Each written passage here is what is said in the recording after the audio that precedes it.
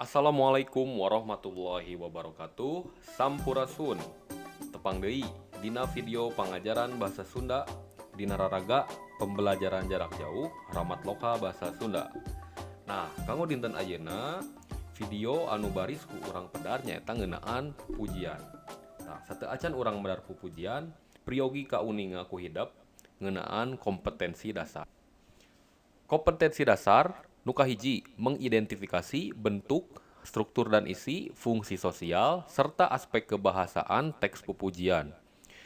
Anu kadua, melantunkan pupujian sesuai dengan ciri khas daerah masing-masing dengan memerhatikan fungsi sosial, struktur teks, dan aspek kebahasaan. Tah, biasana urang mindeng ngadengekeun anu pupujian, boh di masjid, boh di madrasah. Ari di masjid biasana mah dihaleungkeunana teh samemeh manjing kana waktu salat. Ari di madrasah mah biasana dihaleungkeunana sabot nungguan pangajian di mimitian. Nah, sangkan leuwih tetela, sangkan leuwih jelas deui, hayu urang regepkeun, dangukeun pupujian anu baris dihaleungkeun, mangga wilujeng ngadangukeun.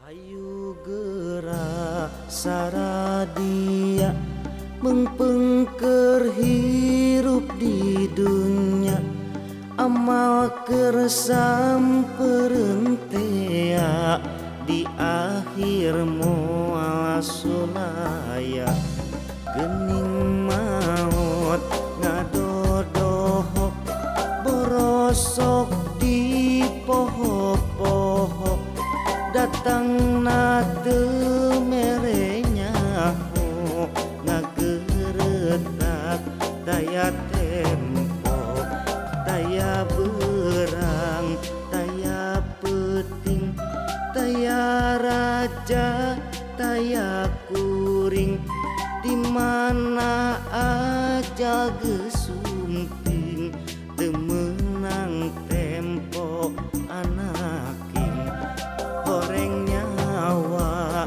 rejeng badan nu geus lila babarengan datang mangsa pipisahan paturai tineng angitan lain meureun lain sugan da ieu mah kanyataan kabeh pasti ngarandapan geuning awak urang pisan. Tah, eta tadi parantos kadangu ku hidap sadayana contoh pupujian anu judulna pepeling. Tah, ayeuna urang mikawanoh heula pupujian. Jadi pupujian teh nyaeta puisi buhun anu eusina nyokok kana ajaran agama Islam. Asalna tina syair atawa siir. Siir atau syair teh nyaeta puisi anu asalna tina sastra Arab. Wangun pupujian teh taya bedana jeung syair. Nah, eta ngeunaan pupujian. Ayeuna urang pedar wangun pupujian. Anu kahiji nyaeta umumna pupujian teh diwangun ku opat padalisan dina sapadana. Sarta dina sapadalisanana diwangun ku 8 engang. Tapi aya oge anu diwangun ku 2 padalisan dina sapadana. Genep padalisan dina sapadana jeung sajabana. Nah, purwakanti dina pupujian umumna purwakanti larasukas atawa murwakanti ditungtung. Nah, ayeuna urang pedar. Naon ai purwakanti teh anu kumaha ai padalisan anu kumaha anu pada teh. Nah, ayeuna urang larapkeun kana conto pupujian anu parantos tadi ku urang dangukeun sasarengan, pupujian pepeling.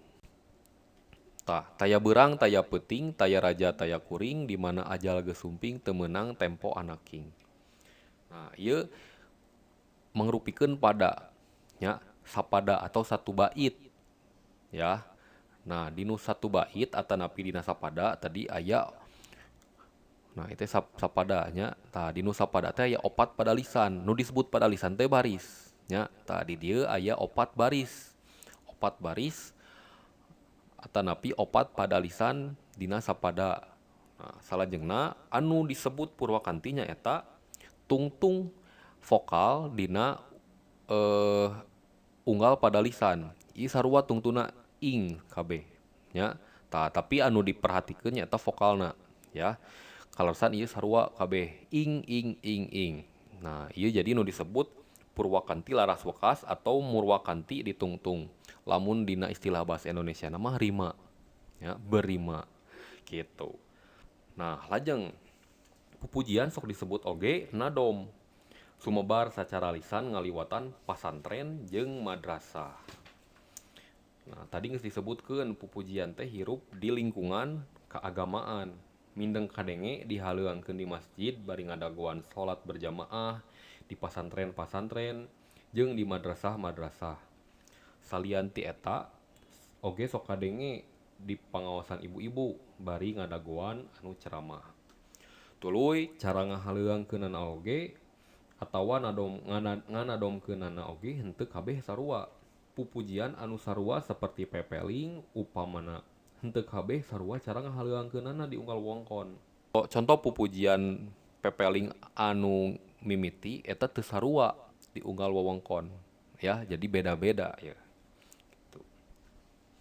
Nah, salajengna sacara gurat badag fungsi pupujian teh aya nu miboga ekspresi jeung aya nu miboga fungsi sosial. Nu disebut fungsi ekspresi maksudna mah pikeun ngebrehkeun kareteg ati anu ngarangna. Ari fungsi sosial maksudna pikeun mere pangajaran atawa mepelingan ka balarea. Tapi dina kamakaranana fungsi sosial leuwih gede tibatan fungsi ekspresi. Nah, di sawang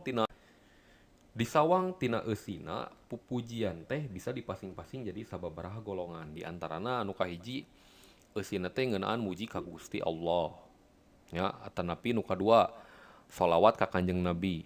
Teras nu katilu eusina teh ngeunaan doa jeung tobat ka Pangeran.